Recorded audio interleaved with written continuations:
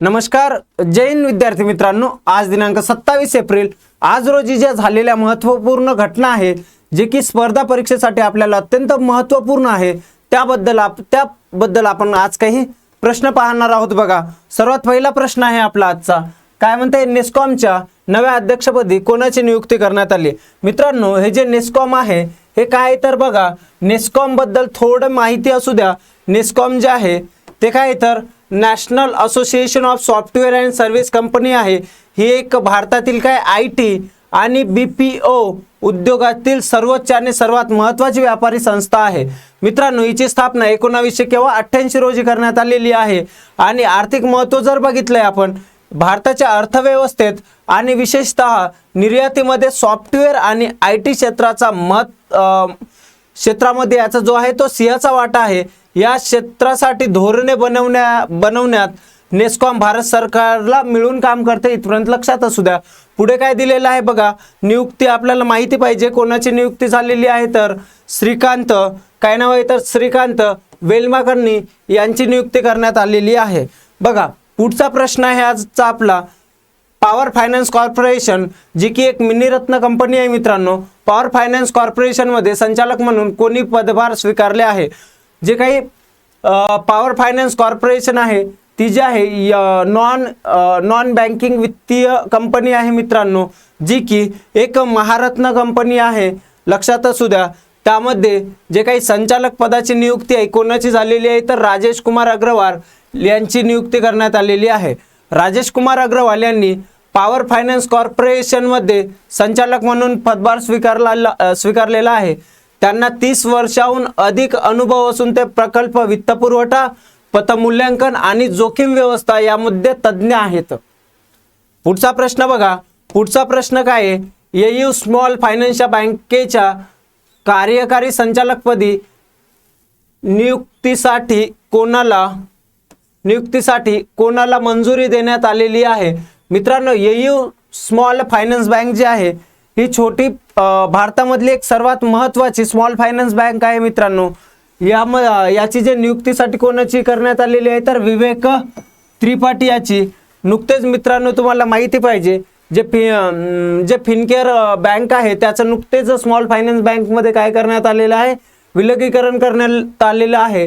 हे जे विवेक त्रिपाठी आहेत यांनी AU स्मॉल फायनान्स बँकेच्या कार्यकारी संचालक कालावधीसाठी नियुक्तीची मंजुरी दिली आहे। ते पूर्णवेळ संचालक म्हणून जबाबदारी सांभाळतील। मित्रांनो, विवेक त्रिपाठी हे पत आणि जोखीम व्यवस्थात विशेष तज्ञ असलेले एक अनुभवी बँकिंग तज्ञ आहेत। पुढचा प्रश्न बघा, पुढचा प्रश्न काय आहे, बिकाजी ही प्रामुख्याने कोणत्या क्षेत्रातील कंपनी आहे। बिकाजी जी आहे मित्रांनो ती एक FMCG म्हणजे बिकानेर फूड इंटरनॅशनल लिमिटेड आहे। मित्रांनो, लक्षात असू द्या। चे अध्यक्ष आणि व्यवस्थापकीय संचालक कोण, शिवरतन अग्रवाल यांचे वयाच्या किती 74व्या वर्षी निधन झाले। हे भारतीय कशाचे FMCG आणि पारंपरिक खाद्य उद्योगातील एक मोठी हानी आहे यांचं निधन झाल्यामुळे। भारतीय जे काही फूड इंटरनॅशनल कंपनी आहेत त्यामध्ये कसं आहे खूप नुकसान झालेलं आहे। पुढचा प्रश्न बघा, पुढचा प्रश्न काय, भारताने कोणत्या देशाच्या संरक्षण निर्यात धोरणातील जबाबदारीचे स्वागत केलेले आहे तर मित्रांनो लक्षात असू द्या, जापान। भारत जापानच्या संरक्षण निर्यात धोरणातील बदलाचे स्वागत करतो। या सुधारणेमुळे प्रगत संरक्षण तंत्रज्ञानाचे हस्तांतरण आणि निर्यात वाढेल। त्यामुळे भारत जापान संरक्षण काय होईल, याला काय मिळणार, सहकार्य मिळणार, तंत्रज्ञान भागीदारी आणि संयुक्त उत्पादनाला चालना मिळेल। चला, पुढचा प्रश्न आहे आपला, सिंधू जल करार कोणत्या वर्षी करण्यात आला। मित्रांनो, 19 सप्टेंबर 1960 रोजी पंडित जवाहरलाल नेहरू आणि अब्दुल्ला खान यांच्या दोघांच्या मध्ये काय झालेला आहे, सिंधू पाणी करार झालेला आहे। मित्रांनो, केव्हा तर 1960 रोजी, लक्षात असू द्या। कोणत्या देशादरम्यान आहे तर भारत आणि पाकिस्तान या दोन देशादरम्यान सिंधू पाणी करार आहे।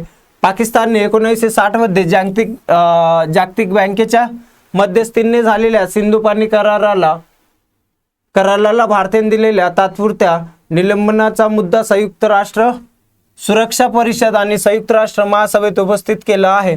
लक्षात असू द्या, आता नुकतेच भारताने पाकिस्तानचे पाणी बंद केले होते, त्यामुळे आहे ही घटना. पुढचा प्रश्न बघा,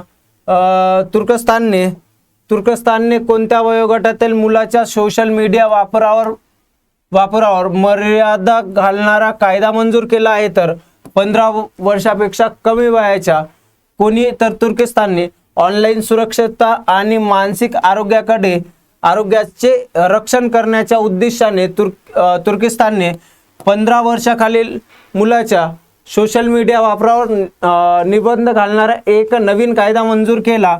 लक्षात असू द्या, या कायद्याने वयाची पडताळणी, पालकाचे नियंत्रण आणि हानिकारक सामग्री काढून टाकणे यासारख्या तरतुदीचा सुद्धा समावेश आहे. लक्षात असू द्या. पुढचं काय दिलेलं आहे बघा, जे काही IUCNच्या लाल यादीमध्ये टॉपिरच्या प्रजाती कोणत्या श्रेणीत येतात? तर संकटग्रस्त लाल श्रेणी, बरोबर. हे आहेत टापीर सारख्या लुप्तप्राय जातीच्या संवर्धनाबद्दल जागरूकता निर्माण करण्यासाठी दरवर्षी 27 एप्रिल म्हणजे आजचाच दिवस जागतिक टॉपीर दिन म्हणून साजरा केला जातो. टॉपीर हा उष्णकटिबंधीय जंगलामध्ये आढळणारा एक शाकाहारी सस्तन प्राणी आहे. हा प्राणी मित्रांनो लक्षात असू द्या, आणि आज 27 एप्रिल जागतिक टॉपीर दिन म्हणून साजरा करण्यात येतो. मित्रांनो, या PDF मध्ये तुम्हाला बघा इथं वन लाइनर सुद्धा दिलेले आहेत. प्रत्येक पॉइंटवर वन लाइनर, बरोबर, वन लाइनर, तसेच MCQ प्रश्न आणि त्याचं सविस्तर विश्लेषण हे या PDF मध्ये आहे. ही PDF SIM या टेलिग्राम चॅनलवर मोफत मिळत आहे. मित्रांनो, दररोजच्या दररोज तुम्हाला नवीन अपडेटसाठी तुम्ही टेलिग्राम चॅनल तसेच यूट्यूब चॅनल सबस्क्राईब करून ठेवा, जेणेकरून तुम्हाला दररोज चालू घडामोडीच्या अपडेट मिळत राहील. भेटूया विद्यार्थी मित्रांनो उद्या पुन्हा याच वेळेला. तोपर्यंत जय हिंद.